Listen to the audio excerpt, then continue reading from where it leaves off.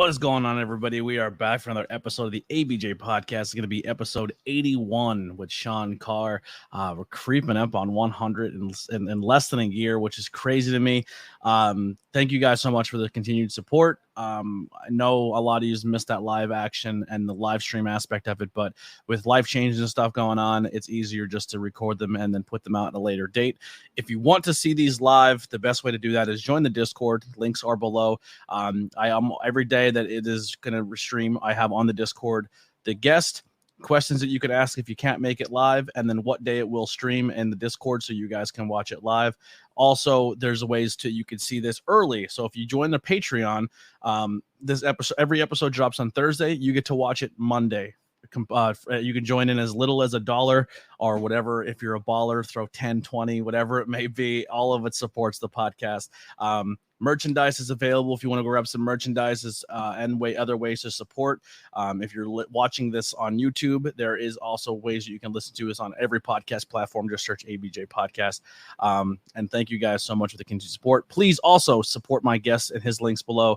There will be his social medias as well as any merch pages or any promotions that you can go and check him out that we'll talk about as we go forward.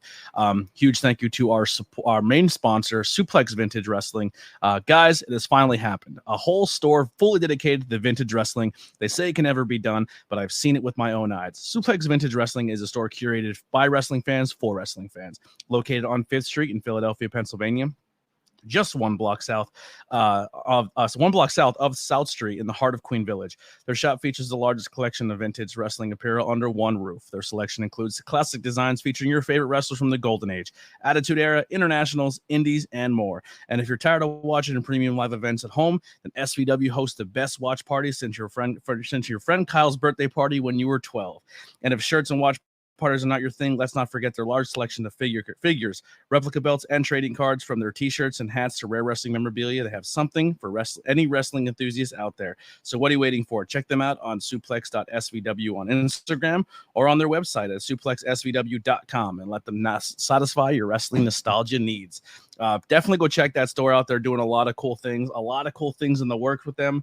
When it comes to what they want to do and their vision of professional wrestling and what they can do to give to the independent scene.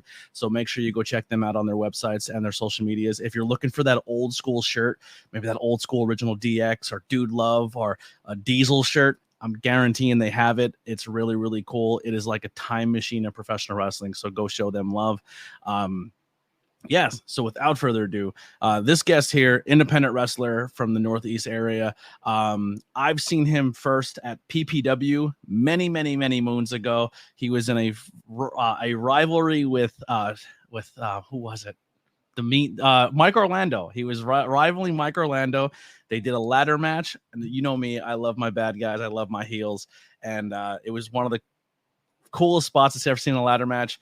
He was pinned under the ladder. Mike Orlando was getting the belt off. Sean was shaking it. Mike dropped the belt right into Sean's chest, and he's your new PPW champion. And I thought it was done so well. And then, unfortunately, like 2 or 3 shows later, I don't think Sean Carr was back in PPW for a very long time. But I broke my heart. I was like, where did this guy go? Years later, I find out, because I get more involved in the wrestling scene, that he's from the New York area and he's destroying it up there. And he's one of the biggest stars up there. Got to see him recently at one of his cousins is also a very, very talented musician. And he did his first debut wrestling match as well as a punk show. And I went up with a bunch of my friends who were supporting him as a musician. And I'm a pro wrestler and I like both. So we went up and had an absolute blast. And I got to see Sean wrestle again in person, which was an absolute blast. And it was very, very special moment because not only was it Sean wrestling, but it was his cousin and his whole family was there. And it was a beautiful moment. So got to reconnect. And, now I got to talk to him here on the podcast. So without further ado, let me bring in my guest, the hybrid Sean Carr. What's going on? And long history of my fandom of you right there. Yeah, no, that's crazy. Yeah, man, I can't believe it's been that long ago since the whole PPW thing and Mike Orlando and all that. Sometimes I feel like it was yesterday, and then I got to think about it. I'm like, man, that was like 5 years ago. It seems so. Probably longer. Probably like 5 or 6. Yeah, it's been a minute. You honestly because PPW was my introduction essentially on a full scale of independent wrestling, and it sparked my love for this. And I was like, man, I love what's on TV, and I was a lifelong fan growing up, and going to PPW actually put it in motion for me to not just start the podcast, but then to start a wrestling version of a podcast, and then get my friends involved. And here we are now, and I'm doing interviews. But you were like the first guy that I like became a fan of on the independent wrestling scene. Like, there's definitely a style of wrestler I enjoy, and you fit the mold completely. I remember you're the first wrestler I seeked out like a merch page and ordered a shirt that doesn't even exist, I don't think, anymore, the Ninja Turtle one. Oh yeah, that was a hot seller on that Pro Wrestling Tees. Absolutely. Yeah. So you're like the guy who essentially launched me into the independent stardom, like for me, fandom, and getting involved in the independent wrestling scene again. Wow. Well, thank you, man. Thank you. That's always cool to hear. That's always awesome. And yeah, it's, I had a good run at PPW, man. And, it was funny when you said that. We just, it was one of those things where, at the time I just was kind of going through some stuff, and I had to step away from them for a while. I had to tend to things at home, and they always told me I had a spot whenever I wanted, but they're killing it right now, their own crew, and I couldn't be more happy for them. I know they got a new building now, because before we were at that Holy Cross Church Center. Yeah. I actually I go back with PPW. I was actually on their second show ever. I was supposed to be on their first show, but I was booked somewhere else. And to see how far they've come in the time they've been in business is just awesome. It really is. Like, there was a time, I could probably say this now because it's not a thing anymore, but there was a time where during the pandemic there was talks of possibly doing a couple episodes where they filmed like a closed circuit thing, and I was going to help with the production team and film it. And they were talking about how they can. Deshaun at the time, Deshaun Pratt was like the money in the bank holder, or the golden ticket or golden briefcase, and they're like, well, who can we bring in? Because you have to find out who is willing to wrestle, who's not, who's willing to travel, who's somewhat close. And I was like, man, I think it'd be cool. And this is just my pitch because I was a fan and I never got to call a match of yours or anything like that on commentary. And I was a commentary guy at the time. I was like, how cool would it be if someone just all of a sudden came back from the past and challenged Deshaun, and it would be a match I'd love to see because I'm a fan of both of them. And I don't know if him and Deshaun have ever worked in that capacity, but bring back Sean Carr to challenge during the pandemic era. And then the whole filming and taping kind of went through the wayside, but it was something I pitched a long time ago to try to bring you back into the fold. Oh man, I appreciate that. Yeah. I would have loved to have done it. I know that the pandemic era was definitely I feel like all of us, whether it was WWE or us on the independents, like we really found a way to get content out there, do shows with maybe no fans. Or I remember up here in New York, what we would do is we would have our shows in a parking lot, and we'd have the fans drive their cars up to the ring. And that was always like one of those weirdest, we're making it work, but it's hard because they had to stay inside their car, so you can't really hear. So instead of getting like a pop of a crowd, you just hear them honk their horns. Could you imagine watching those footage back? Oh my God, that'd be terrible. I'm so glad we're out of that, let me tell you. Yeah. Well, let's dive into it. Let's get into the history here, Sean, of Sean Carr. When did you fall in love with the world of professional wrestling? What's your earliest memory of being hooked as a fan? I always say this, and I always will. The very first time I was flipping through channels, and I was always like a fan of wrestling. Like everybody, knew Hulk Hogan when I was a kid and the Ultimate Warrior. But I'll never forget the moment that I was like, wow, I was captivated. I want to say it was like around 95, 96. It was British Bulldog versus Shawn Michaels, and that for me, I was just so captivated. And that was when the obsession was really there, because if you ever have Tyler on, he'll tell you wrestling has always been in our life. Always. It's always on television. We always had all the toys. We always had all the, we would get grounded for breaking chairs and jumping off our garage or our aunt's garage onto a trampoline.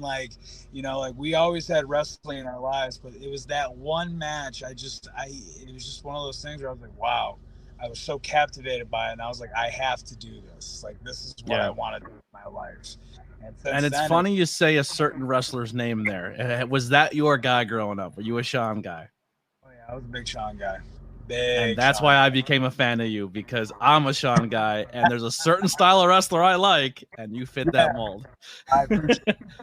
Thank you. Yeah, it's always those, guys that weren't overly jacked and overly muscular, and like they didn't have the most outlandish gimmicks. I really always appreciated the in-ring work, along with the characters and along with all that. Mm-hmm. But like, I was always just such a fan of like that athletic style of wrestling.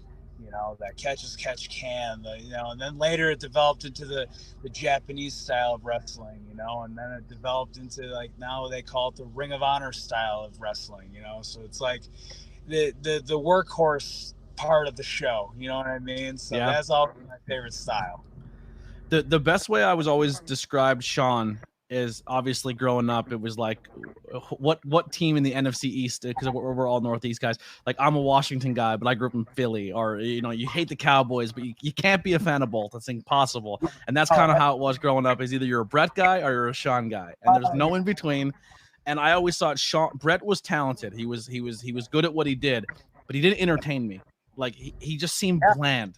And Sean was that funny to say, the hybrid. He was the wrestler, and he was a sports entertainer. He can do the high flyer. He can sell. He can grab you with a story. His facial expressions. He was not afraid to get his butt kicked in the match, but also come up and be the mega star as well. Where Sean was always kind of like that next Hogan, where he's not going to lose no matter what happens. At the end of the match, he's going to win. And just like that style bored the shit out of me.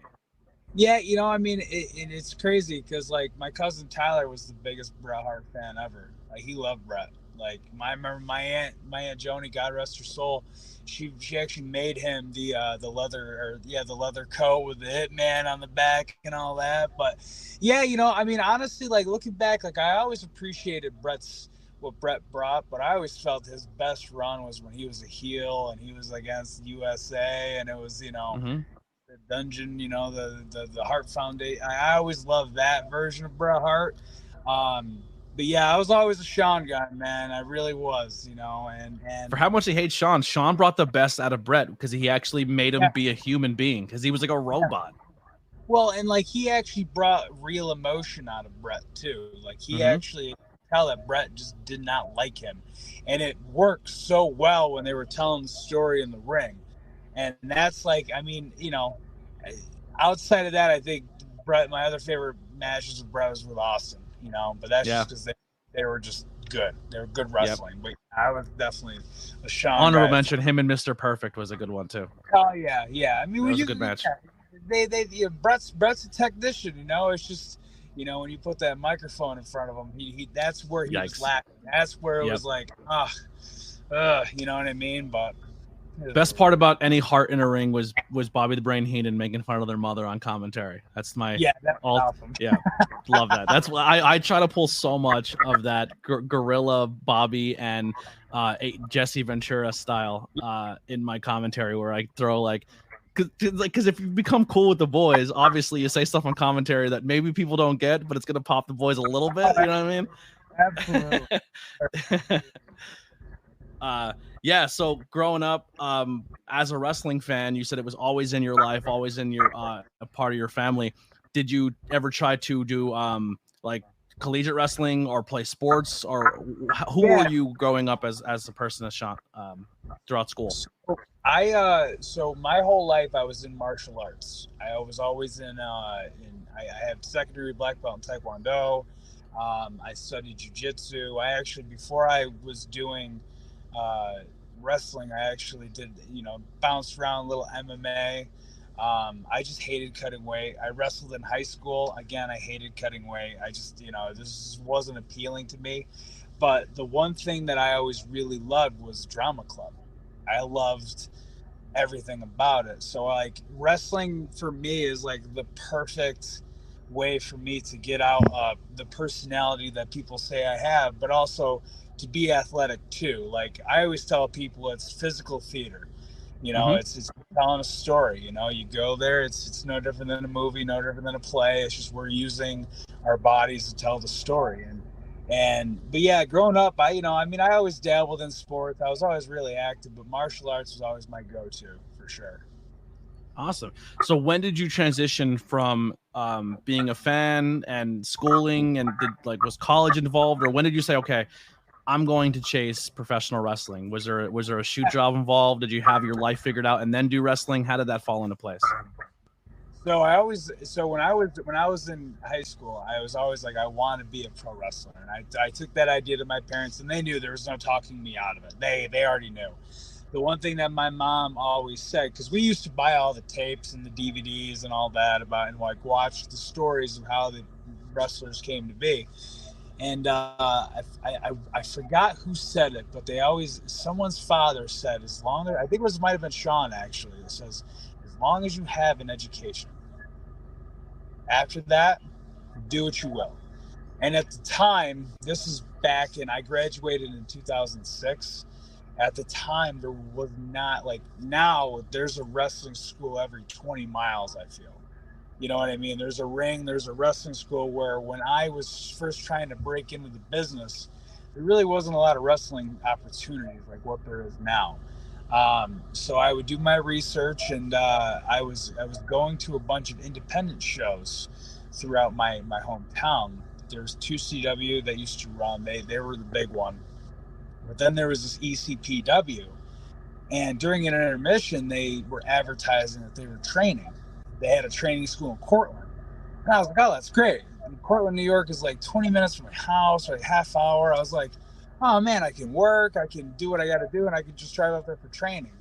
So I went up there and started training. The school was open for 2 weeks and it shut down. Cortland's a cool town. My dad actually lives in Cortland right now. They have really cool, nice, nice craft breweries and stuff up there. It's a nice little area. Yeah. So it was through ECPW. So through there, I was just like, all right, well, what's the next step? And a bunch of the guys that I already became friends with that are now like my lifelong friends right now, like Axel Lennox and God rest his soul, Anarchy, Jeff Greeno. They were all driving every Saturday to Gino's school in Jersey. So I would hop in a car with everybody. We'd drive to Gino's, and we'd get there at like 10 in the morning. We'd train till like 1 or 2 o'clock. We'd break the ring down, and we would follow the ring truck to wherever the show was that night, because Gino always had a show. And we would set it up, and we'd set the chairs up. And if you got on, cool. If you didn't, it was what it was. And then that's where I started meeting a lot of people. And then, I was kind of like treading water at first for a little bit, because there wasn't as many opportunities as there is now. And there were 2 local veteran wrestlers in my area, Cage and IB Green, or Rob Cook. And I met Cage one time at the gym we would go to here in Binghamton. And I was like, hey man, I'd love to like ride to a show with you guys. I'll chip in with gas. I just want to meet people. I just want to get the, see if I get some traction, get my feet wet. And because I came to him with respect, and he not only I was able to ride with him, but they actually ended up taking me my first year and got me booked. Oh, wow. I would meet everybody. And then from there, I would just, anybody who's watched this who's a pro wrestler, like it's all you make the connections, and then you go from there. So from traveling with Cage and IB Green, I met the Samoans, and I would go down there and I would train a little bit, in Allentown when they had the school there. And then that led to me wrestling on WXW. And then it was just kind of like a snowball, you know what I mean? And before I knew it, within my first year and a half, I was booked every single weekend wrestling and learning. So yeah.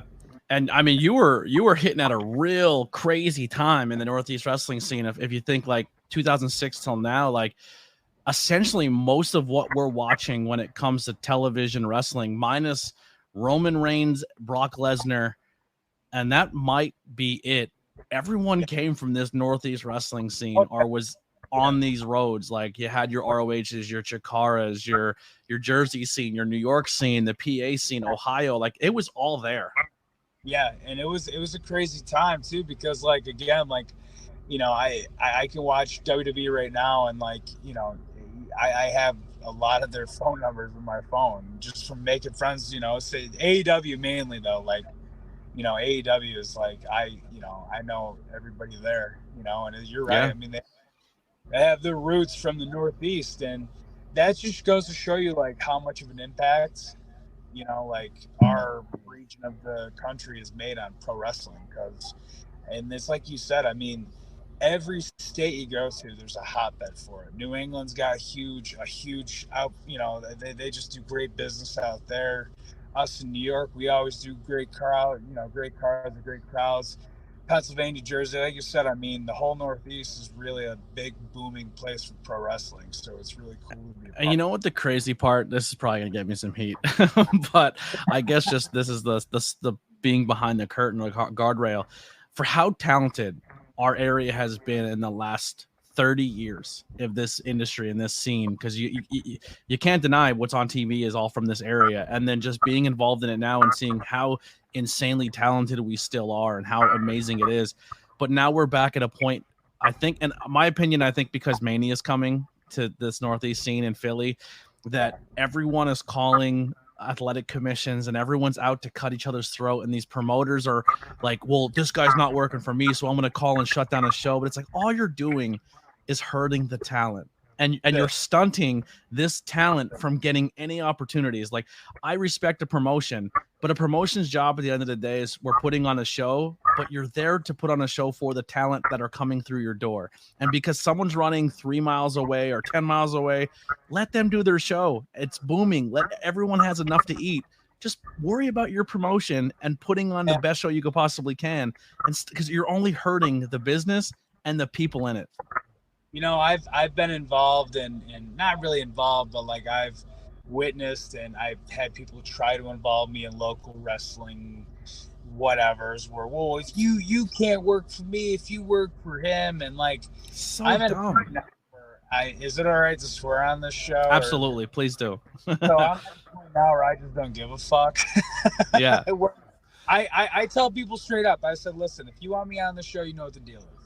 You know, I'm an independent contractor. I'm not signed to you or anybody. I go where I want. And I always tell people, the second somebody says, if you work for them, you can't work for me, well, then you just made my decision a lot easier, because there's nobody that's going to take, there's nobody that's going to, you know, try to have that power over me. Like, you know, I'm just a dude out here like all of us, like you said, like we're just trying to get paid and have matches and entertain people. You know, I mean, if you have a problem with a guy running 2 miles down the road, that's your issue. That ain't my issue. How about if y'all are smart, you put your differences aside and you say, hey, you run Friday, I'll run Saturday. We're bringing a name, we'll split the costs, and all the boys in the area get 2 nights of paydays. But instead, people want to think that their way is the only way. And exactly.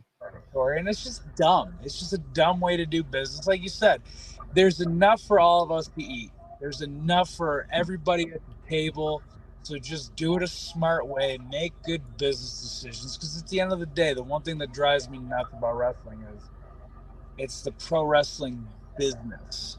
And a lot of people don't treat it as a business. They treat it as a dick swinging contest. And that's just the negative, ridiculous way to think about this, you know? Yeah. It just hurts me to think how many people have been held back and we're not watching on TV because of those dumb politics. You know what I mean? And they walk away from the business because, like, this is silly. Yeah, and you know, I got a quick story for you. This actually happened this past week. I know this is going to air probably a little bit later, but I just wrestled for a company called Immortal Championship Wrestling. They run up in the Albany, New York area, and there was a guy there who had also used to run shows in that area, but he left and he went away, and I don't really know what the deal was. He's always been cool to me. I'm not going to mention names because I don't really care about getting in beef or anything. Yeah. But like, he went to the show, and somebody sent me a clip that he went live during the main event, and they were kind of like crapping on the main event. And like the main event, like those guys were working hard. You know what I mean? Like, if you're in the business and you see somebody taking bumps and they're putting their body on the line, like, I just feel like the biggest disservice you could do and the most unprofessional thing you could do is to go live just to crap all over the event or the guys that are in the ring, because that's just it's rude, it's disrespectful as hell.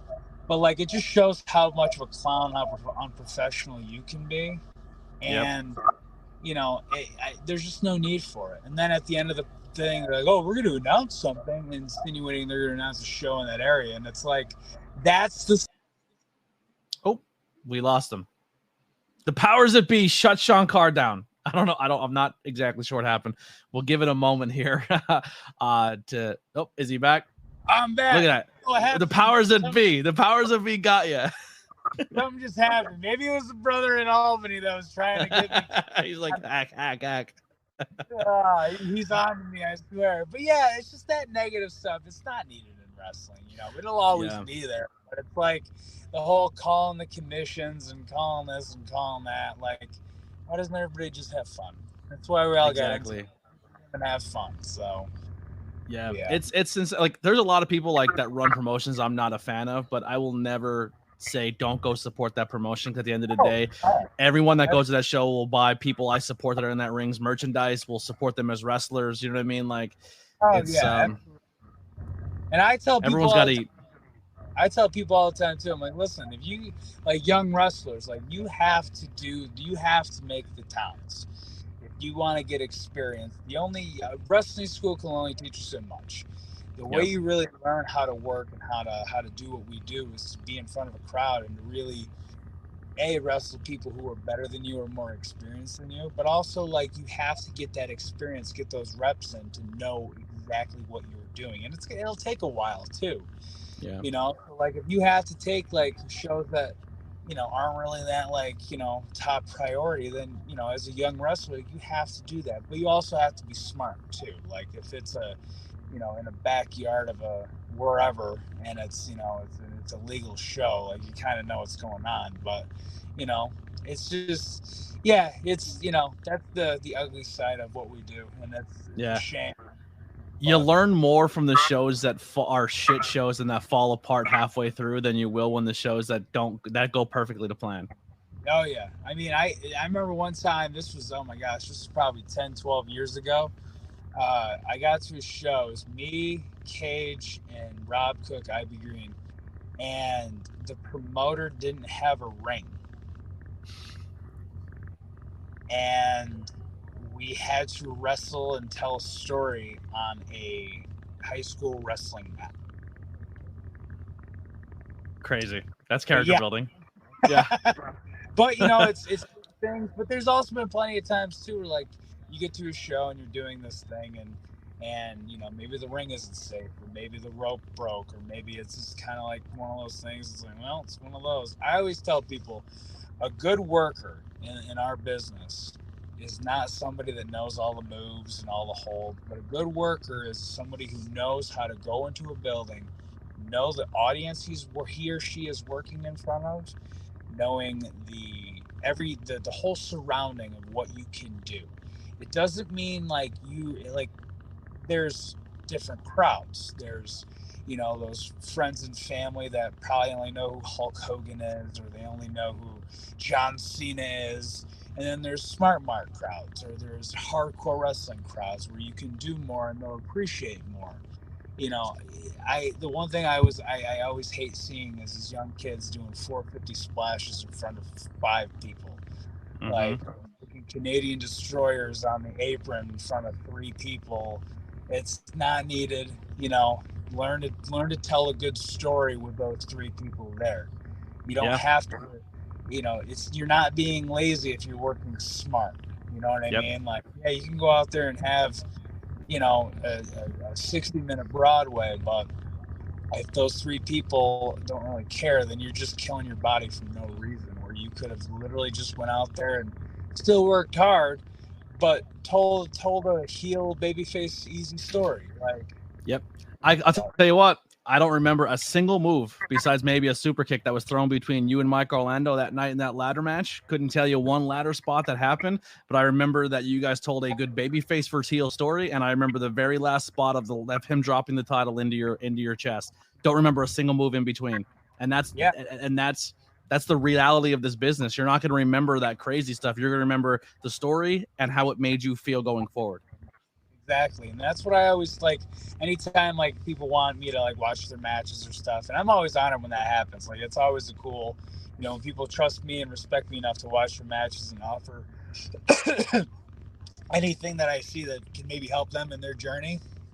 I always tell people, like, you want to work for moments, like you always remember like the Stone Cold beer truck or the Rock doing the eyebrow and whatever the case is, because they did it with the moments, you know what I mean? And the match still counts, like from bell to bell does count. But again, like, it's like you said, like you got to leave a lasting impression and leave people always remembering that one thing. And that's the beauty of what we do, Yep. Anybody can go out there and do a gymnast routine and all that, and those matches are cool. Like I won't lie, like sometimes I watch a luchador match, I'm like, my gosh, I can never do that, Yep. But it's just, again, you just got to know your crowd. You got to know what you're doing and where you're at on the card too. Because the other thing I don't like is when people do 15 minutes on the second match and they go to the floor and do dives.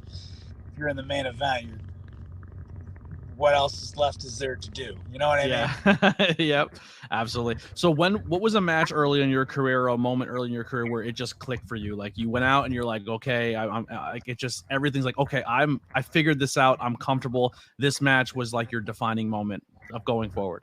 So I'm going to give you two. Okay. So the time that I really not figured it all out, but like kind of got okay, I see.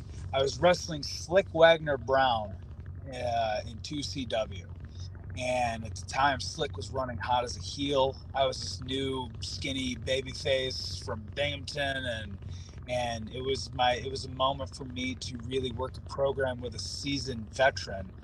And Slick really, he pulled me in and he really taught me the pacing, the delivery, the selling, the everything that goes into a pro wrestling match.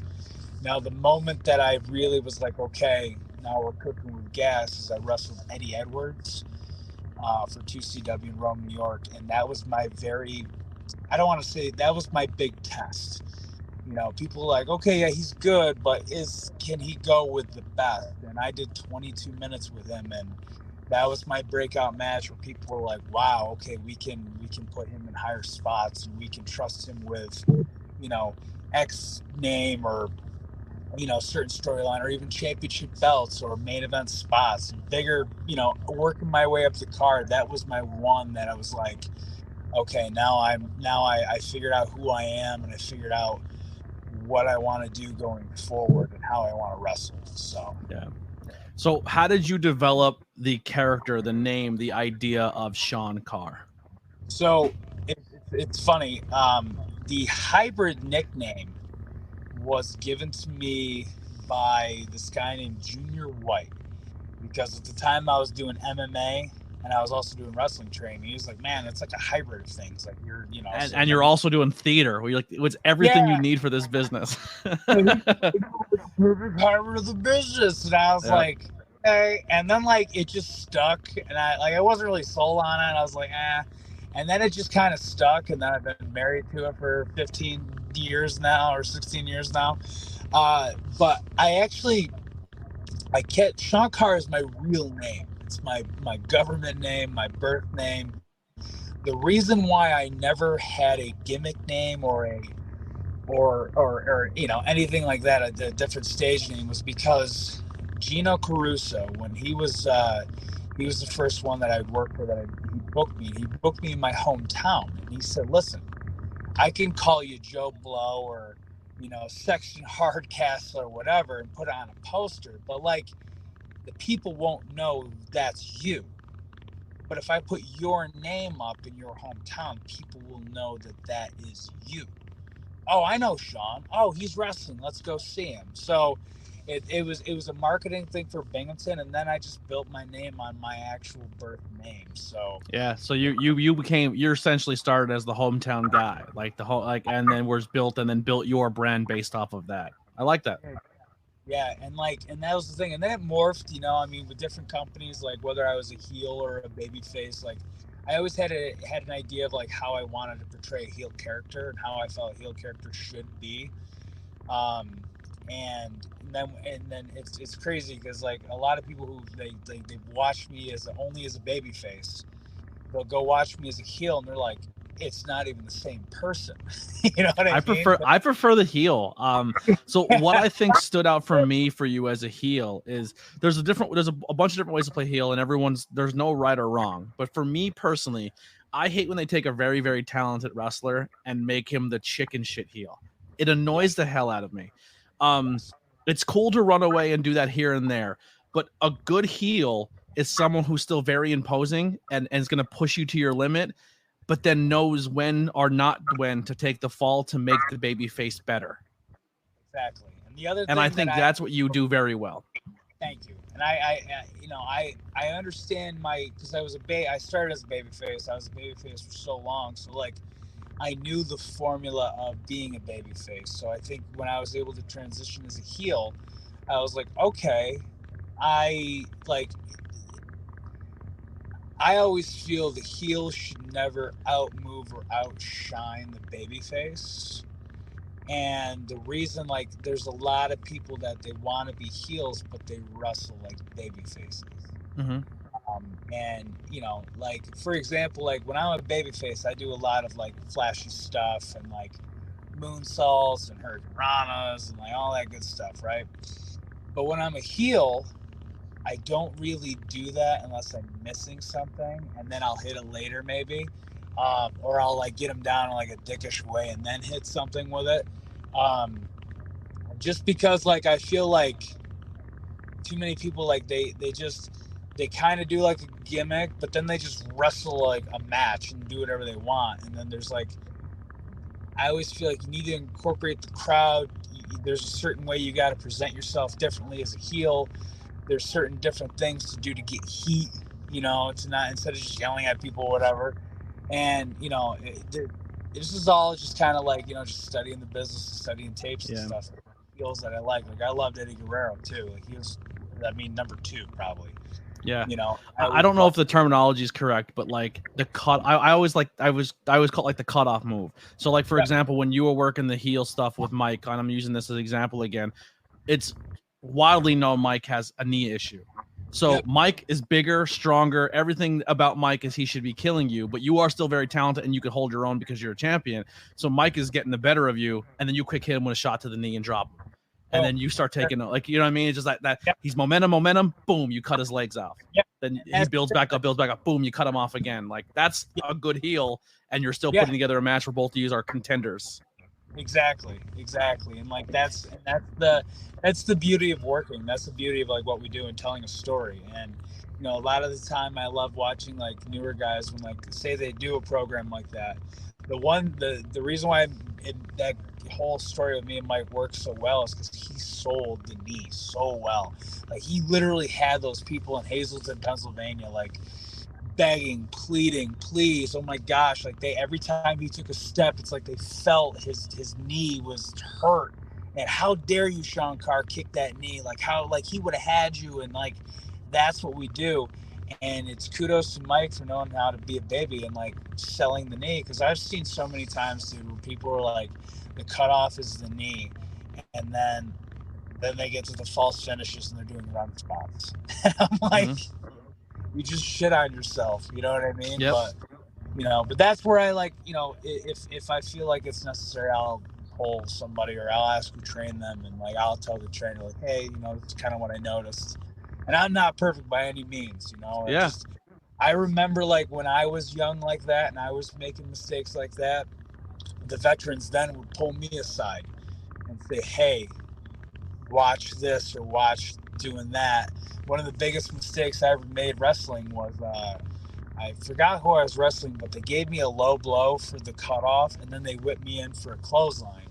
And Rhino was the one who was the big name of the show, and he was like watching the matches and everything. And he pulled me aside and he goes, hey man, when's the last time you really got hit in the dick? And I was like, well, it's happened. He goes, can you run right afterwards?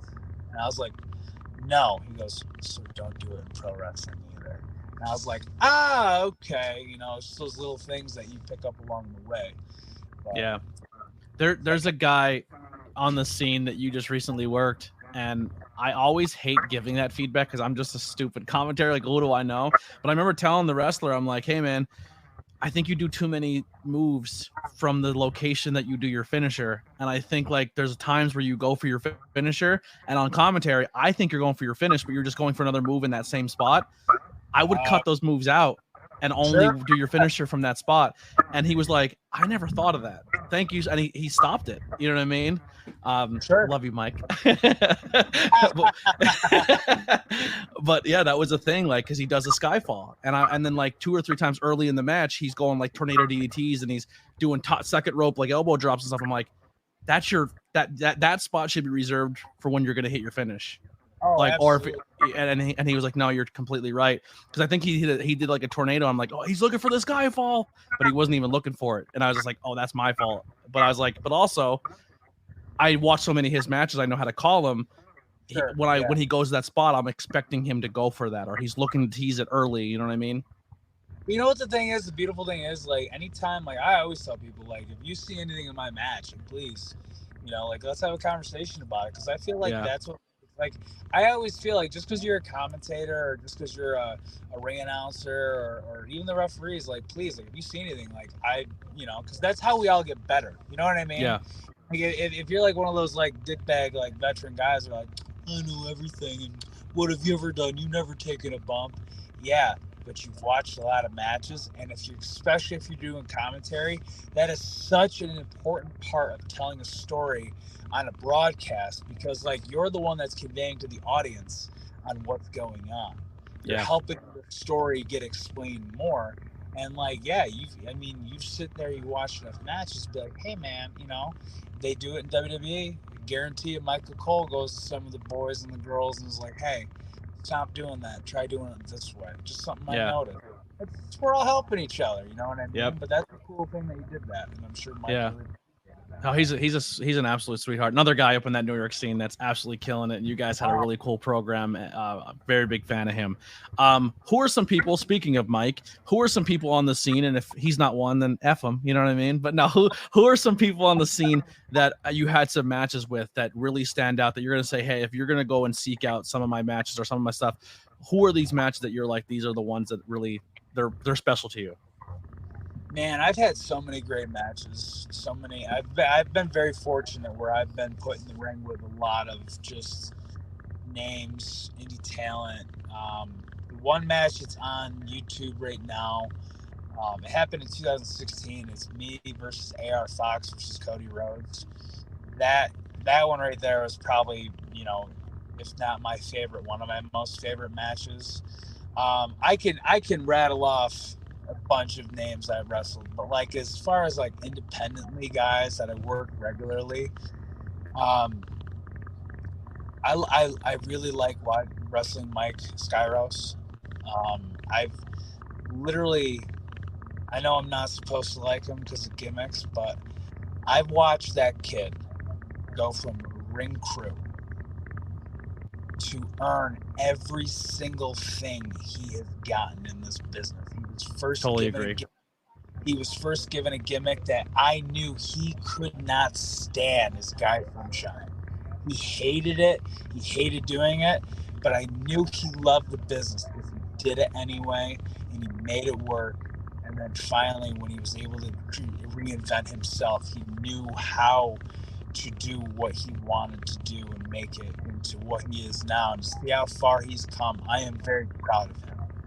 And I even told him when I had him on this podcast, I said, you know, you're only in the early innings of your career, and it may sound crazy to think about, but you still, like, I told him, you have everything you need. The only thing you haven't really locked down, and he's even said this himself, is that character aspect. Like, who is Skyros? Like, that hasn't clicked for him yet, and when he does, he's going to take over. Yeah, for sure. He's kind of like Edge. When Edge first debuted as Edge, and it's like, well, who is this guy? He runs around, like, what exactly is he?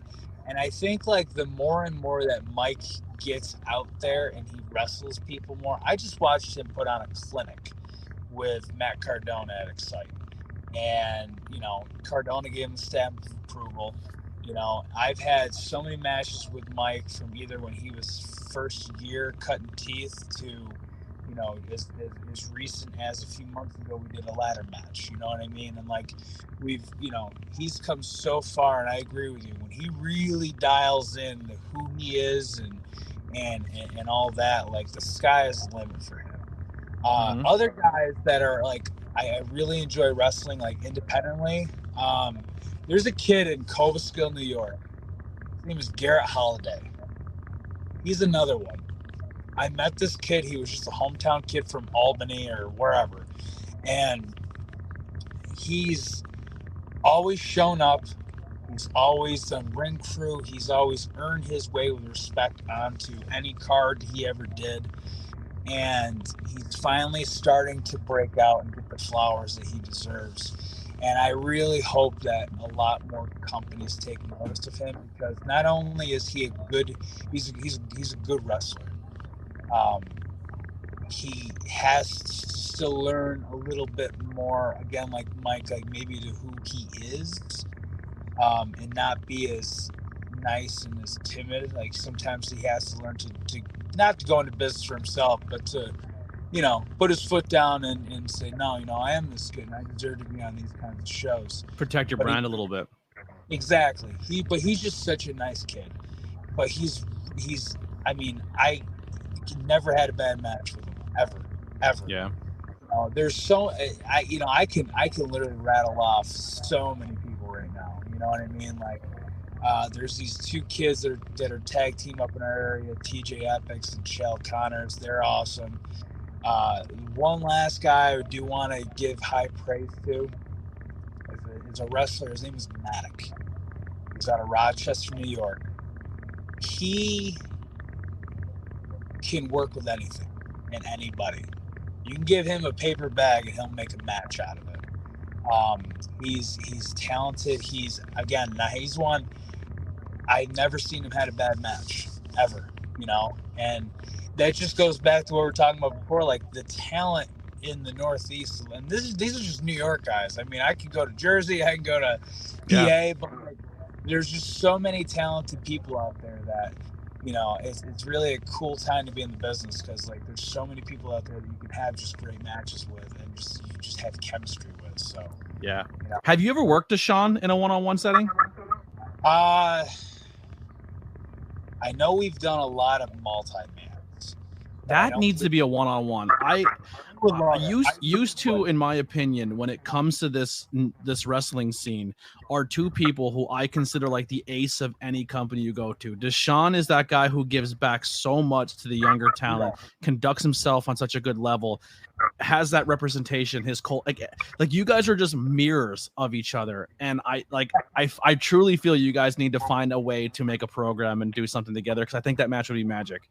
Thank you. I would love it. I mean, I love Deshaun. He's one of those guys, like every time you've been in the locker room, it's always, that big smile, big hug, and he's just such a good brother. And like, I would love to tell a good story with him as well. That'd be Excite Wrestling. Let's make that happen. Yeah, HC Loke, if you're listening to this, let's make it happen. Yeah, let's get it done, Loke. And make sure I get to watch it. I know right now my life and professional wrestling are going to take a big break from each other, but that's something I'm going to seek out. You two are both people like when I see you guys post up on social media, I'm like, oh, that's going to be a banger, because I know like I've never had a bad experience watching you guys either work. When it comes to wrestling these guys and the thing, and you're giving those roses to, and then working with names, because you are someone who's been very trusted when a name comes in to work a promotion. Can you tell a difference of people who've been to the major dance, and how does that make you transition of working the indie scene than working someone who's been on a higher level? Yeah, I mean, you always want to get a good feel on if you're trusted with the name. Like, I always want to get a good feel. Thankfully, like right now, like I've developed a reputation where I know this is airing a little bit, but most recently I just wrestled Enzo Amore. Hit him with a nice super kick. It was nice. Yeah, he sold like a champ. That guy is something. He is everything you would expect him to be. But I get it. Like, when you're a guy like that and you're going to a different town or a different indie, different whatever, you don't really know who you're working, how good they are, if it's the promoter's son or if it's the promoter, whatever. For me, what was really cool was when, he was just kind of like, and then I wrestled Fandango quite a bit, and Fandango actually, he pulled Enzo aside. He goes, "Hey, Enz, like, Carr's gonna take good care of you out there. Like, you're in good hands." So, like, for that meant a lot to me. But, like, I always like to gauge, like, where they're at, and, like, sometimes, like, I get it. Like, if they've been on the road and an ungodly amount, and their body's hurting, and they can only do a certain, their match. I get it. Cool. Let's I know what I can do that's safe, and everything I feel I do is safe. But, like, I always just try to, make them look really good. Will also keep me have a good showing, but you can definitely tell, like, who's been to the show and who hasn't. Yeah. You can definitely get a feel for it. It's really cool when you see a guy who's from TV and has everything to lose by being on an indie show, and he can just go out and do the bare minimum, and they show up and they go into a locker room and they're like, "No, man, I'm gonna treat this like this is Mania. Like, this is a big deal for you to work here." And they're not being egotistical saying, "Well, I'm the name," but, like, they can just put together a bullshit match and get out of there and take their check and leave. And then the guys who I've really noticed who have not, like, people, like, I was fans of them before, and then I became even bigger fans of them after the show, was like the Jay Lethals, like Enzo works his ass off if he's being paid to go to show. Bronson Reed was a big one for me. Lance Archer, Brian Cage walked into a show at PPW, was supposed to be a one-on-one. It turned into a 6-man. And he literally went backstage and they're like, "Brian, well, it changed as a 6-man match." He goes, "All right, get everybody here. What's all your shit? And I'll take it." And he literally made everyone look like superstars. And it's Brian Cage. Like, his presence and his size looked like he would have killed everyone in that match. And he made everyone look like they had the greatest showing of their entire career. And those are true pros. I wrestled Too Cold Scorpio last year. I did not see that one, but I really want to look out for it because that's an awesome matchup. Dude, he was so giving. He was so, like, first of all, like, a man his age, he didn't have to do no flips. He didn't have to do the tumbleweave. He didn't have to do any of that. He literally, when I first met him, he was just so like, "Hey, kid, you ready to steal the show tonight?" And I was like, "I work the other way, sir." Did he work strong? Did he work strong style with you? Oh, yes, he did. And, like, because I heard he's notorious for putting them in. He lays them in. He's not gonna throw bullshit. You know what? This is exactly what he told me. He said, "Listen, just because I'm an old fucking man, don't think I can't take it." And I was like, "Yes, sir." He goes, "I crack you, crack me back." I said, "Yes, sir." And when I saw him put the black tights with the red scorpion on the pant leg and the white boots on, I was like, "Oh, Scorp came to work today." So I was pretty jazzed. But yeah, we did the deal. He hit me, boom, hit him back, bam. You know what I mean? We just traded back and forth, and when we came to the back, he was just like, "Kid, that's how it's done right there." And I love that. So. My favorite story with him is Anthony Green. Anthony Green's like, "I just worked Scorp last week," and he still had like a cut in his lip. And he's like, "Scorp told me in the back, he goes, if you throw some bullshit, I'm kicking the shit out of you." And he goes, and Anthony Green's like one of the funniest human beings I've ever been backstage with. He should be in every locker room. He's so good. And he literally went, "And you know what? Scorp told me that. You know what I did first? I hit him first, and I crushed him." And Scorp looked at me and goes, "Hell yeah, boy!" And he goes, "We beat the shit out of each other." Yeah, that's it. I get it. I love it. Like, he's a legend, man. Total legend. It was just an absolute pleasure and honor to do business with him. It really was cool. I love that. We are getting close to the wrap up. I do have some questions from the Discord I want to get to, but one last thing I want to give some roses, and I want him on the podcast in the future. Your cousin, Tyler. I talked about it in the beginning of the show. Went up to see a punk show. His band's fantastic, and they incorporate pro wrestling with music, and it's my style of music. I love the punk, emo, the whole nine. They're everything I love about it. Second Suitor, please go check them out. But he goes out, plays a rock show, and then goes and wrestles a match. And the match happened, and I remember nobody was really filming. And I showed up that day, and I was like, "This has to be filmed." And I remember filming the whole thing, and I sent them all the footage. And I was like, "Your first match, it wouldn't have been. No one would have had anything of it." So I went around with a GoPro and I filmed. And I remember just saying to him afterwards, like, man, I haven't been around very long, but I've been around long enough. And I said to him, like, people aren't that good their first match out. Like, you got something, you're special. Like, if you stick with this, man, you're gonna be a big deal in this scene. Yeah, he's, he just celebrated his 1-year wrestleversary, and yeah, he's got no signs of slowing down. When he first came to me about the idea of having Suitor Slam, we did it before when we just came out of COVID and everything, and I was like, okay, yeah, and we just did a BS thing where, like, I was a heel, I threw him in the ring, I did whatever, he hit me with a super kick, and then that was it, 1, 2, 3. But then when he told me, he came to me, he goes, hey man, I really want to, like, have a match. And I was like, okay, well, we got to train you. You know what I mean? And I kid you not, from his first bump, I was like, goddamn kid, runs in the family. You know what I mean? And I always knew that music was always his love. But I also always knew that he always had an eye on wrestling. Because again, Tyler and I and our cousin Chris, oh my gosh, we watched every single pay-per-view, WCW, ECW, WWF. It did not matter. We were watching it, right? And Tyler has always had that love of performing and that love of wrestling along with music. And to see how far he's come in just a year, I'm like, dude, couldn't be more proud of him. I really couldn't. The kid's an anomaly. And I think a huge thing is his stage presence. When he's on stage as a musician, you can tell one of the best things I've ever heard from, and I've heard it from a bunch of different veterans in this business, is if you can figure out this business, the rest of the world is easy. And and him being a wrestling fan, you can tell he brings that onto his stage performance, and then bringing the stage performance into professional wrestling, he hit the ground running. And he just dropped a promo where he was he sang singing the song. And I literally, like, everyone, like, he hit me up and he's like, that thing got like 1,500 views, and like I was just messing around. And I was like, you found yourself though in wrestling. Yeah. And every promo needs to be something like that, dude, because that's how you merge who you are, and that's how you can combine the two into one. And he's just like, now he's such a creative kid. Now he's got like the wheels going and everything. He's thinking about different things to sing about. You know who he has to work? Who's that?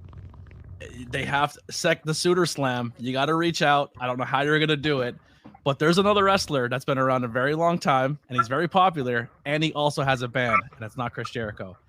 And I think it would be a cool match, but Ultraman is black. And then you have his band and Second Suitor play a show, and then they wrestle each other. Oh my gosh, that'd be great. That'd be awesome. I know for a second there, like I was really trying to get me and Tyler versus Andy and the Butcher and the Blade there. Yeah. Andy was the basis for Every Time I Die, I believe. Every Time I Die, yeah. I don't think they're a band anymore, right? I think they broke up. No, they broke up. I know Andy still does like some stuff and everything, but like, yeah, but that was one that we were trying to, but either signed to AEW. So Ultramanus would be the cool. That would be like the independent mania right there. Yeah, that'd be awesome. I'm all for that idea. Only if you come up and you're the commentator, though. All right. I will find a way to get off for that match. Yeah. Well, LVAC, I just had Big Dan Champion on, and they're doing cool stuff in that promotion. They're putting on some really cool stuff. But I think Tyler, a year in, and he's good. He knows how to do the business. And him and Ultramanus, and they have their music side. I think it'd be fun. Yeah, I'm all for it. I love it. Where promotions, or where can people find you or see you, Sean? We'll put that out there, and then I'll ask some questions here. Yeah, so right now I'm wrestling a lot for Excite Wrestling because it's home, it's close. I wrestle for Immortal Championship Wrestling. Pennsylvania-wise, though, I wrestle for AXW, American Excellence Wrestling in Hamburg. Yep, the Legend of Hamburg coming up in September. Yep. They got a big one coming up in September. So those are like the mainstays. At this age, not age, but at this stage of my game, my daughter, I have a daughter. She's now involved heavily in sports, So I try not to take a million bookings like I used to. Mm-hmm. I try to find that balance to be there for her and to be the coach or the fan in the stands for her. But yeah, so those are like the main ones I'm wrestling for a lot now. I wrestled for, last year ESW up in Buffalo. They always do amazing business.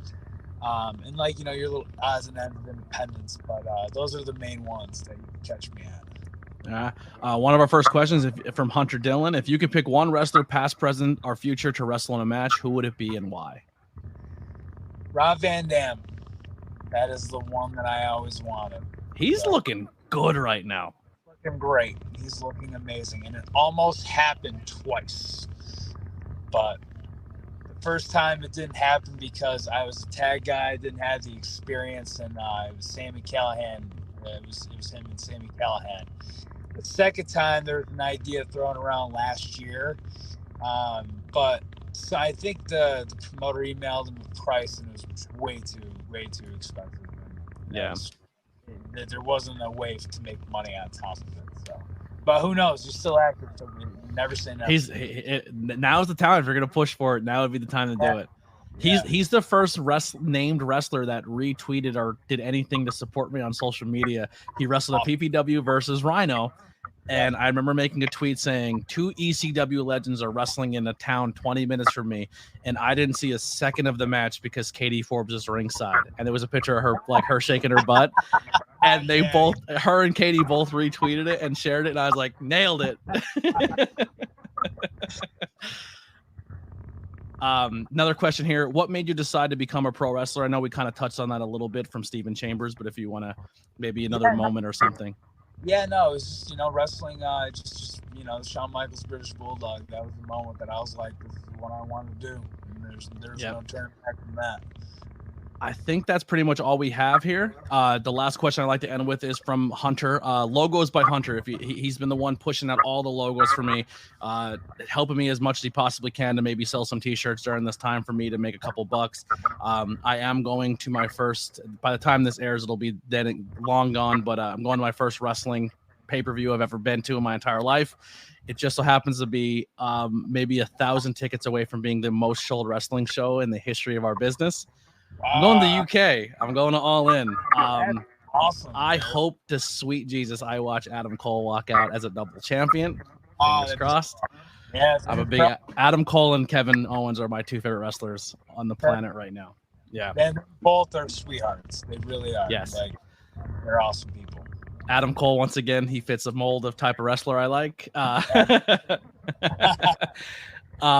But yeah, so his question is, if you could write a letter to a younger Sean Carr, what would that letter say?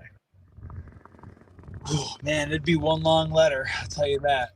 I think if there's any advice I could give to younger me is to not be afraid and stop listening to the old bitter vets in the locker room, and to do more seminars and to do more tryouts and to do more.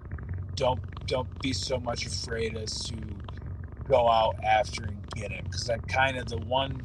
I don't have regrets. I guess if there would be a regret would be I wish I would have done like a Ring of Honor tryout sooner than I did. Mm.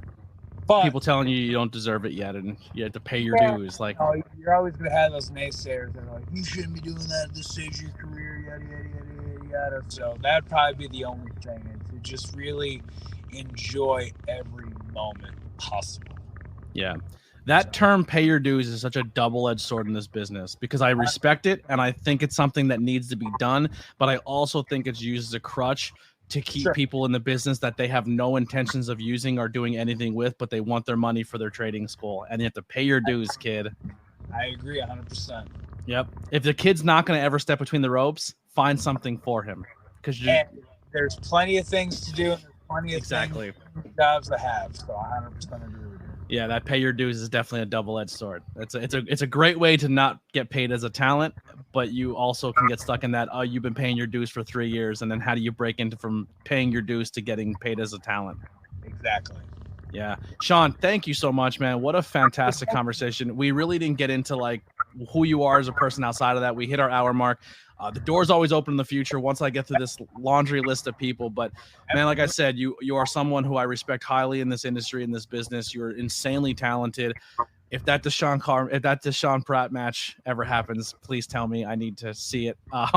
Because there are two people in this industry I respect so much. Deshaun, another one. Guy's been doing this forever, trained with the who's who of professional wrestling, and the dude's still going to tryouts, and he's still going to seminars, and he's still trying to consume as much as he possibly can, and he's helping the next generation of people down there at CZW, essentially saying, show up for free, just pay me in sweat. And that's the type of person that we need in this business, and you're one of those as well. Just two amazing veterans. I really appreciate that. I appreciate the platform. I can't, we have to do this again, man. We have to have part 2. I totally agree. So that'll be coming in the near future. Guys, thank you so much. Next week, once again, it'll air early on Monday, but it will be live for you guys on YouTube only. We will have another guy in the business who I think is so criminally underrated. I got to watch him a couple times, and now he's running the scenes, and I don't get to see him as much as I want. But Devontae's next on the podcast. What a beast he is, and he has great taste in football teams. We're both Washington fans. He's a great guy. Yeah. I'm a Giants fan, but I'll let you guys have your watch. Guys, we'll see you guys next week on the ABJ podcast. If you want to be a guest, please in the links below as well. There is a sign up sheet. Let's get some good conversations. Doesn't have to be professional wrestling. I'm open to have a conversation with anybody. Come tell your story. Here's some outro music by the Converse Kid, Billy Trey. See you guys next time.